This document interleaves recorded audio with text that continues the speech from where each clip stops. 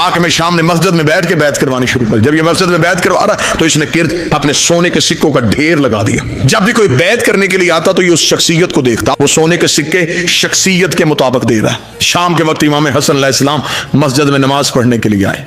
जब देखा, इसने कहा अच्छा तो हसन आप इसलिए ताखीर से आए, शायद मेरे खजाने खाली हो जाए। इसने कहा हसन अगर आप बैत नहीं भी करते फिर भी ठीक है। इसने अपने नौकर से कहा सुबह से लेकर शाम तक जितना खजाना तकसीम किया उसका दुगना कर, हसन के कदमों पे ढेर कर। इमाम हसन के कदमों पे सोने के सिक्कों का ढेर आया।